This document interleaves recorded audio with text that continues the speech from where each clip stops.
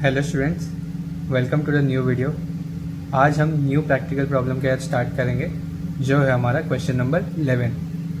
पिछले कुछ वीडियो में मैंने आपको chapter number 2 accounts of not for profit concern के क्वेश्चन नंबर 1 से क्वेश्चन नंबर 10 के टेक्सुअल प्रैक्टिकल प्रॉब्लम सॉल्व कराया है। तो अगर आपने उसे भी नहीं देखा होगा तो आप उसे ज़रूर चेक कर लेना।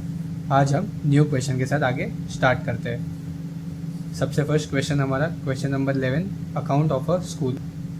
From the following balance sheet and receipts and payment account of New English School Barshi, तो यहाँ पे आ जाएगा in the books of New English School Barshi. Prepare income and expenditure account, हमें income and expenditure account for 31 March 2020 and balance sheet as on the same date तैयार करनी है। Next नीचे हमें balance sheet as on 1 April 2019 मतलब old balance sheet दी है, क्योंकि हमारा ईयर तो 2020 का था, तो 2019 की इन्फॉर्मेशन दी है। लाइबिलिटीज़ में सबसे फर्स्ट है कैपिटल फंड, ये रिकॉर्ड हो जाएगा लाइबिलिटीज़ में। इसका अमाउंट होगा 6,43,000। नेक्स्ट है cash in and cash at bank. Previous year का cash in and cash at bank जो ब्रॉड डाउन होता है उसे हमें नहीं लिखना होता है, तो ये 6,000 10,000 हम बुक में नहीं लिखेंगे। नेक्स्ट आगे है building, furniture, library books and computer laboratory, ये चारों चीज़ें आ जाएगी असेट्स में। पीछे एडजस्टमेंट में यहाँ पे लाइब्रेरी बुक्स एंड फर्नीचर का 2 बार नेम मेंशन है, तो हम उस पर जाके एक साइन मार्क कर देंगे लाइब्रेरी बुक्स एंड फर्नीचर पे, एंड इन दोनों का अमाउंट हम इधर कॉलम में लिखेंगे। ये तो हमारी थी बैलेंस शीट की इन्फॉर्मेशन। अब नेक्स्ट हम रिसिप्ट्स एंड पेमेंट की इन्फॉर्मेशन पीछे चेक करते हैं। जैसे यहाँ पे receipts and payment account for the year ending 31 March 2020, तो रिसिप्ट्स की सारी चीज़ें आती है, जैसे हमें पता है हर समय हम करते हुए आ रहे हैं, इनकम में रिकॉर्ड करते हैं एंड पेमेंट्स को एक्सपेंडिचर एंड बैलेंस शीट की असेट्स में। ये ब्रॉड डाउन वाला चीज़ हम नहीं लिखते जो पीछे मेंशन था 6,000 एंड 10,000, क्योंकि ये प्रीवियस ईयर का होता है, इसलिए हम इसे कैंसिल कर देते हैं। नेक्स्ट है ट्यूशन फीस, ये होती है इनकम साइड में रिकॉर्ड, एंड इस पर एक एडजस्टमेंट है second one, outstanding tuition fees, तो हम इसका अमाउंट इनर कॉलम में लिखेंगे 90,000 को। नेक्स्ट है term fees and admission fees, ये भी इनकम साइड में रिकॉर्ड होती है एंड इन दोनों पे कोई भी एडजस्टमेंट मार्क नहीं है।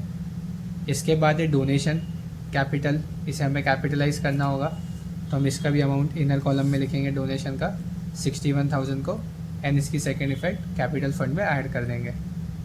आगे है इंटरेस्ट रिसीव, इंटरेस्ट भी हमारे लिए इनकम हो जाती है। गवर्नमेंट ग्रांट रेवेन्यू को हम रिकॉर्ड कर देंगे इनकम में, क्योंकि वो कैपिटल है नहीं, तो गवर्नमेंट ग्रांट भी आ जाएगी इनकम साइड में। लास्ट है सन्ड्री रिसिप्ट्स, इसे भी हम इनकम साइड में ही रिकॉर्ड करते हैं। ठीक है, तो हमारी रिसिप्ट साइड की सारी चीज़ें हमने समझ ली।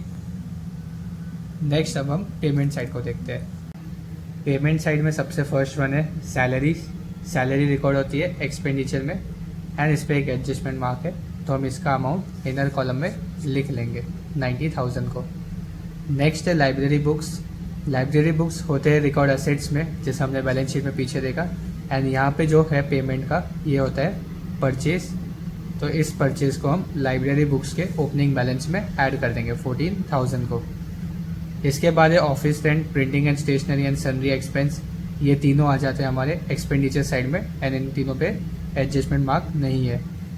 नेक्स्ट है insurance, sports expense, annual gathering expense, ये तीनों भी रिकॉर्ड हो जाते हैं एक्सपेंडिचर साइड में ही। नेक्स्ट है फर्नीचर। फर्नीचर रिकॉर्ड होती है एसेट्स में, पीछे उसका ओपनिंग बैलेंस है, एंड पेमेंट में ये जो मेंशन है 50,000, ये इसका परचेस है। 50,000 को हम ओपनिंग बैलेंस में ऐड कर देंगे। इसके बाद लास्ट है रिपेयर्स। रिपेयर्स ये होता है एक्सपेंडिचर हमारे लिए, तो हम इसे इनकम एंड एक्सपेंडिचर अकाउंट की एक्सपेंडिचर साइड में रिकॉर्ड करते हैं। एंड बैलेंस कैरिड डाउन, ये हमारे लिए हो जाते हैं एसेट्स। नीचे सिर्फ 3 एडजस्टमेंट ही है, तो छोटा सा ही सम होगा ये, तो इसे हम बुक में सॉल्व कर लेते हैं। Question number 11, in the books of New English school income and expenditure account, expenditure को डेबिट में रखा है एंड इनकम को क्रेडिट साइड में, एंड यहाँ पे हमने बैलेंस शीट भी तैयार कर ली है। तो अब हम पोस्टिंग के साथ आगे स्टार्ट करते हैं। सबसे फर्स्ट हम कैपिटल फंड को रिकॉर्ड करेंगे लाइबिलिटीज़ में, क्योंकि हमारा बैलेंस शीट से हमें स्टार्ट करना होगा। लाइबिलिटीज़ में सबसे टॉप पे हम लिख लेंगे कैपिटल फंड यहाँ पर,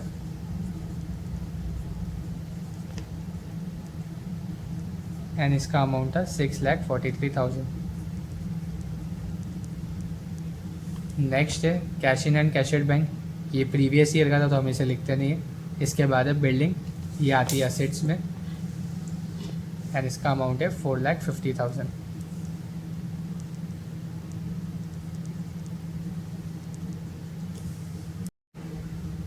बिल्डिंग पे कोई एडजस्टमेंट तो है नहीं, तो 4,50,000 को हम डायरेक्टली आउटर कॉलम में लिख लेंगे। नेक्स्ट है फर्नीचर, ये भी एक फिक्स्ड असेट्स होते हैं हमारे लिए एंड इस पे एडजस्टमेंट है, तो हम इसका अमाउंट इनर कॉलम में लिखेंगे एंड 3 से 4 लाइन का स्पेस लीव कर देंगे। नेक्स्ट है लाइब्रेरी बुक्स। बुक्स स्कूल के लिए एक असेट्स हो जाती है, तो इसलिए अब इसे हम असेट्स में ही रिकॉर्ड करते हैं 45,000 एंड इसमें भी 3 से 4 लाइन का स्पेस लीव कर देंगे। नेक्स्ट है कंप्यूटर लेबोरेटरी।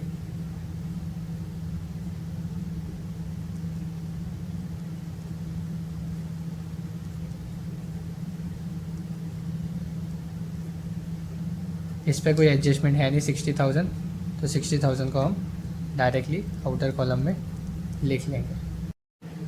अब रिसिप्ट साइड के साथ स्टार्ट करते हैं। सबसे फर्स्ट है ट्यूशन फीस 90,000, ये इनकम साइड में रिकॉर्ड हो जाते हैं।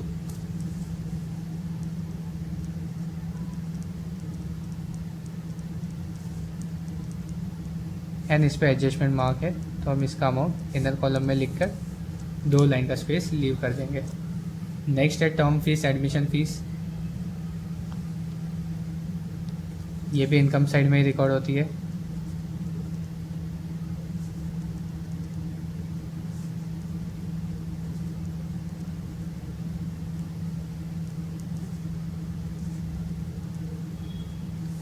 इन दोनों का अमाउंट था 3,000 एंड 12,000 एंड एडजस्टमेंट मार्क नहीं है, तो हम इसे आउटर कॉलम में लिख लेंगे।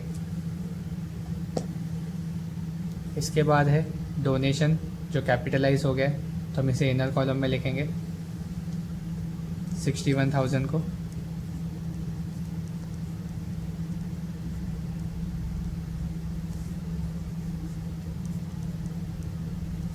इसमें भी 1 लाइन का स्पेस लीव कर देंगे। नेक्स्ट है इसके बाद इंटरेस्ट रिसीव्ड,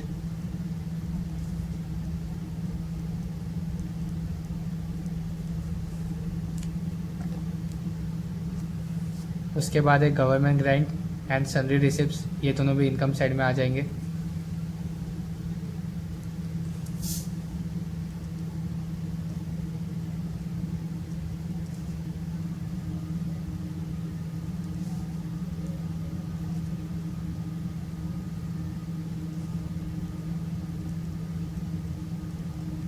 इन तीनों का अमाउंट है 2,000, 1,20,000 एंड 11,000। इंटरेस्ट का है 2,000, गवर्नमेंट ग्रांट का है 1,20,000 एंड सैलरी रिसिप्ट्स का था 11,000। इन पे कोई एडजस्टमेंट ही नहीं, तो हमने इनका अमाउंट आउटर कॉलम में लिख लिया। अब स्टार्ट करते हैं आगे पेमेंट साइड से। पेमेंट में सबसे फर्स्ट है सैलरी 90,000, इसे हम एक्सपेंडिचर में रिकॉर्ड करेंगे।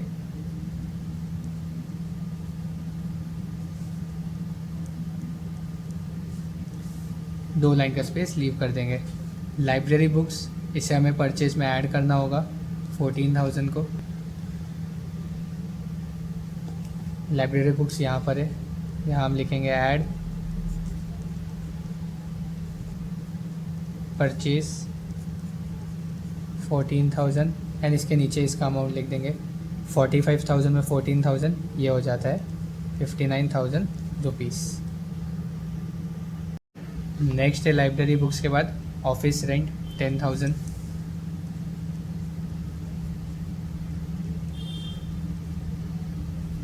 उसके बाद है printing and stationery sundry expense.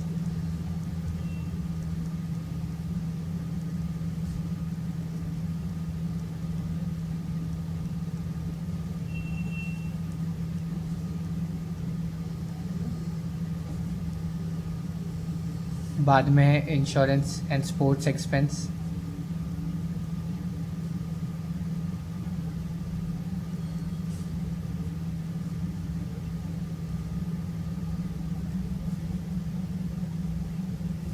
Next है उसके बाद annual gathering expense.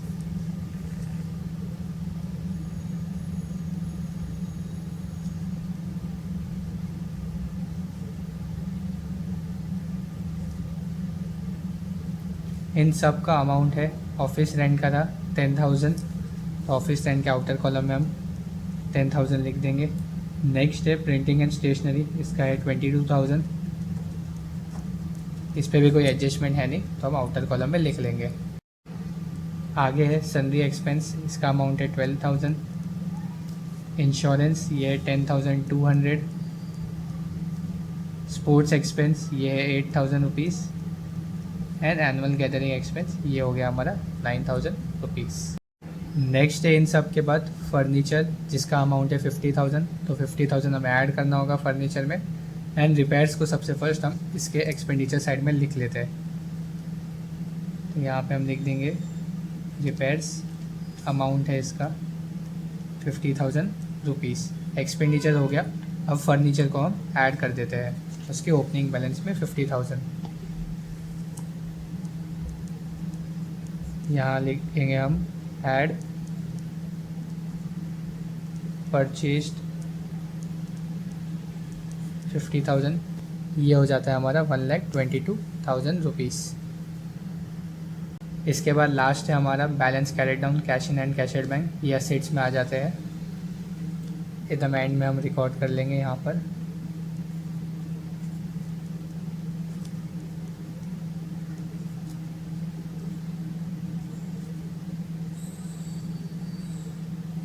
Cash in hand का अमाउंट है 4,800 एंड कैश एट बैंक का है 70,000, बाहर आ जाएगा 74,800 रुपीज़। तो इसी तरह हमारी सारी income and expenditure account as well as balance sheet की एसेट्स की पोस्टिंग हो गई। अब हम आगे 3 छोटे से एडजस्टमेंट सॉल्व कर लेते हैं। सबसे फर्स्ट एडजस्टमेंट है हमारा आउटस्टैंडिंग सैलरी। सैलरी में हमें ऐड करना होगा 9,000, तो यहाँ पे हम लिख देंगे ऐड आउटस्टैंडिंग 90,000 में 9,000, इसका अमाउंट आ जाएगा 99,000। एंड इसकी सेकेंड इफेक्ट, हमारी एक्सपेंडिचर इंक्रीज़ होगी तो हम उसे लाइबिलिटीज़ में रिकॉर्ड करते हैं। यहाँ हम लिख देंगे outstanding salary 9,000 rupees. Next adjustment है आउटस्टैंडिंग ट्यूशन फीस का 15,000 रुपीज़ है। आउटस्टैंडिंग का सेम मीनिंग, ऐड ही करना होगा हमें ट्यूशन फीस में 15,000 को।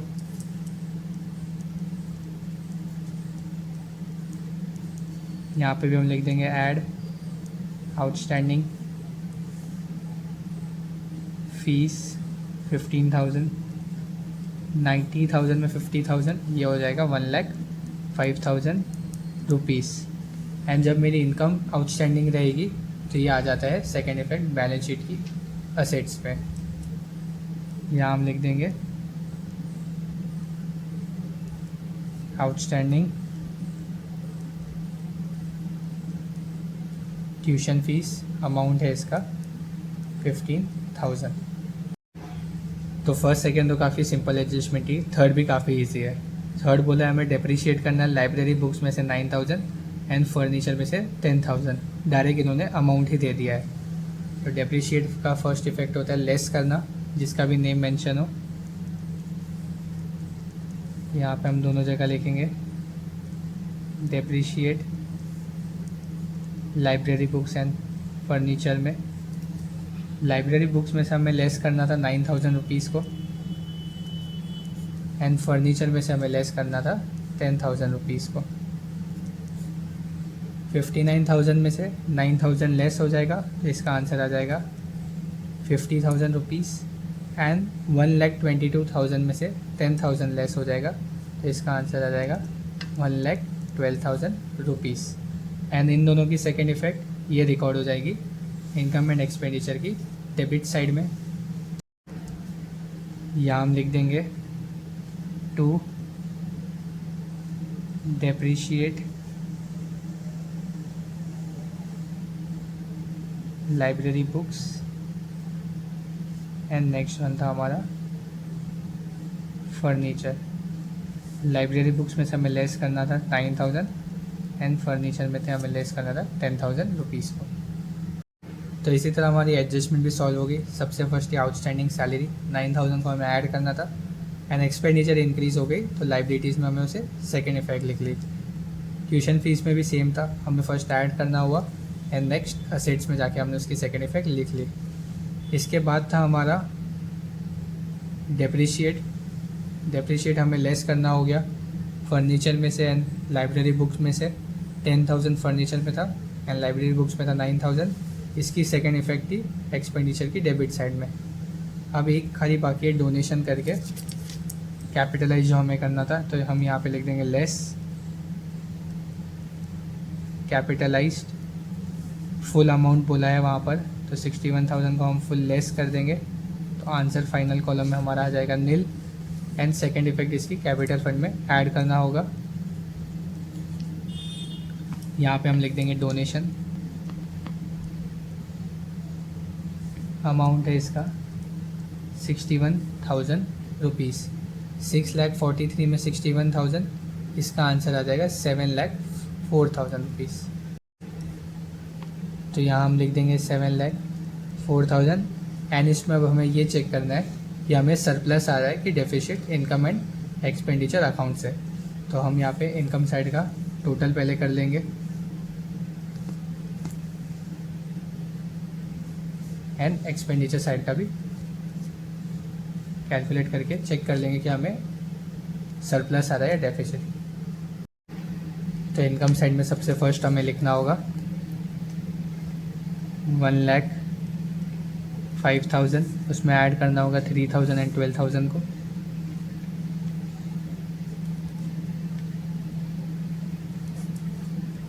Zero zero zero 5 2 7 7 and 3 10।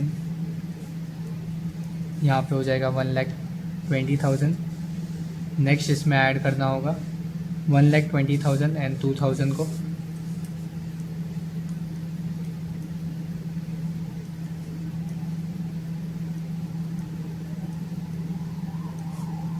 Zero zero zero 2 2 and 2 4।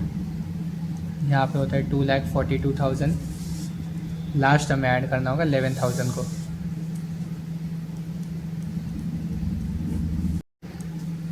Zero zero zero 2 and 1 3 4 and 1 5 2।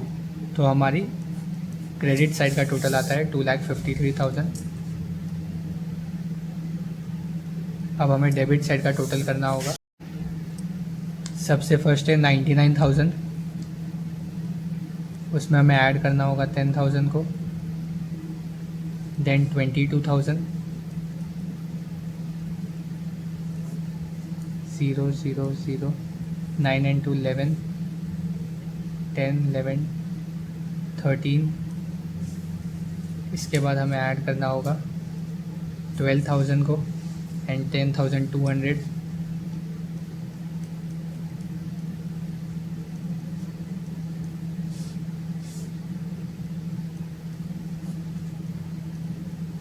To 3 3 1 4 5 1। Next है इसमें 8,000 एंड 9,000।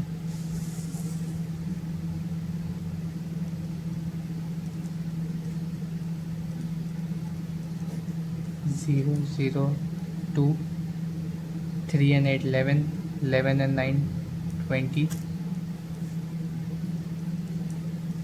एंड लास्ट इसमें है 15,000 9,000 एंड 10,000।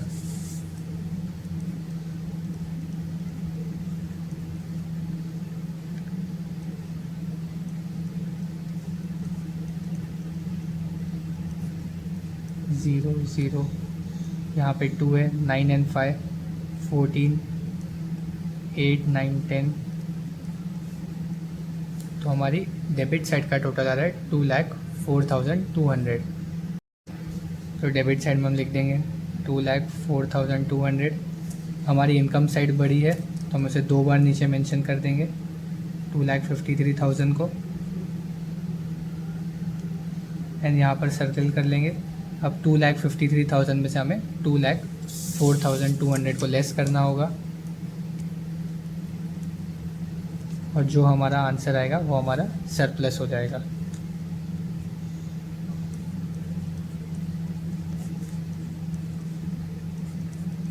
यहाँ पे 4, यहाँ पे 12, 13, यहाँ पे 10। 10 में से 2 जाएगा, यहाँ पे 8, 12 होगा यहाँ पर। 12 में से 4 जाएगा, यहाँ पे हो जाएगा 8, एंड 4 में से 0 4। तो हमारा सरप्लस आता है 48,800 रुपीज़। यहाँ पे हम लिख देंगे 48,800, एंड इसे हम यहाँ पे लिख देंगे to surplus excess of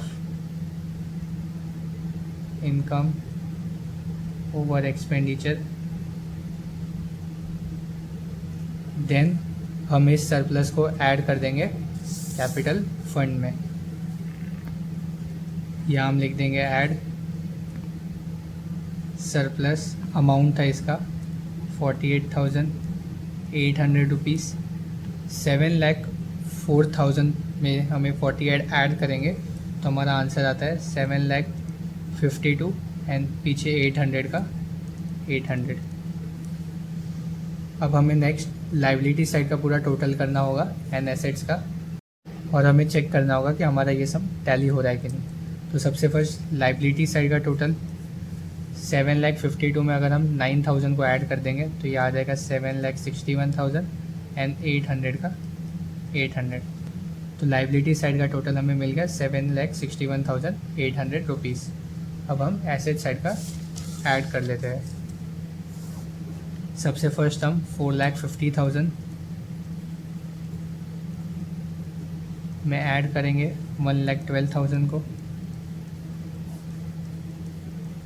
2, 5 and 1, 6 and 5।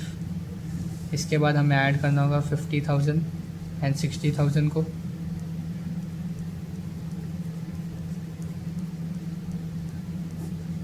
0, 0, 0, 2, 6 and 6, 12, 12 and 5, 17।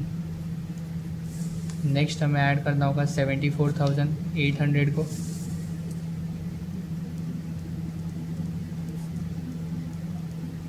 7 and 2, 6, 14, and last हमें ऐड करना होगा 15,000 को।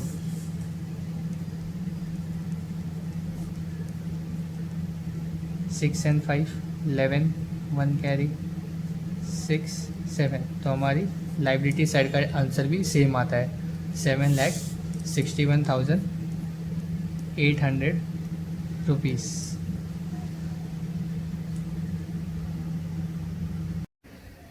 तो आपको एक बार ये शॉर्ट में समझा देता हूँ। सबसे फर्स्ट हमारी इनकम साइड का टोटल आया था 2,53,000 एंड एक्सपेंडिचर साइड का आया था 2,04,200। इनकम साइड हमारी बड़ी थी तो हमने उसे 2 बार लिख लिया नीचे, एंड लेस करने के बाद हमें सरप्लस मिला 48,800। बाद में हमने इस सरप्लस को कैपिटल फंड में ऐड कर दिया, एंड कैपिटल फंड का टोटल आया 7,52,800, एंड लाइबिलिटी साइड का पूरा टोटल आया था 7,61,800। बाद में हमने फुल एसेट साइड को कैलकुलेट किया तो एसेट साइड का भी टोटल सेम आता है। मैं आपको एक बार डाइजेस्ट का सोल्यूशन दिखा देता हूँ। जैसे यहाँ पे डाइजेस्ट का solution, in the books of New English School Barshi income and expenditure account, credit side का टोटल आया था 2,53,000, एंड डेबिट साइड का लेस करने के बाद हमारा सरप्लस आ गया 48,800 रुपीज़। देन हमने इस सरप्लस को ऐड कर दिया था कैपिटल फंड में, तो कैपिटल फंड का टोटल आया 7,52,800, and assets and liability side का टोटल आया 7,61,800 रुपीज़। नीचे कुछ वर्किंग नोट दिए, जैसे डोनेशन पे कैपिटल लिखा था तो उसे हमने कैपिटल फंड में ऐड किया। गवर्नमेंट ग्रांट 1,20,000 ये हमारे रेवेन्यू थे तो हमने इसे रेवेन्यू में रिकॉर्ड कर दिया था इनकम एंड एक्सपेंडिचर की क्रेडिट साइड में। इसके बाद नीचे outstanding tuition fees and salary को ऐड करना था, एंड असेट्स एंड लाइबिलिटीज़ में उनकी सेकेंड इफेक्ट लिखनी थी। तो इसी तरह हमारा क्वेश्चन नंबर 11 सॉल्व हो चुका है। काफ़ी इजी सम था, हार्ड नहीं था। नेक्स्ट वीडियो में हम स्टार्ट करेंगे क्वेश्चन नंबर 12 से। इस सम को भी मैं आपको नेक्स्ट वीडियो में एकदम ईजीली समझा दूँगा। तो तब तक के लिए take care and thank you for watching our videos.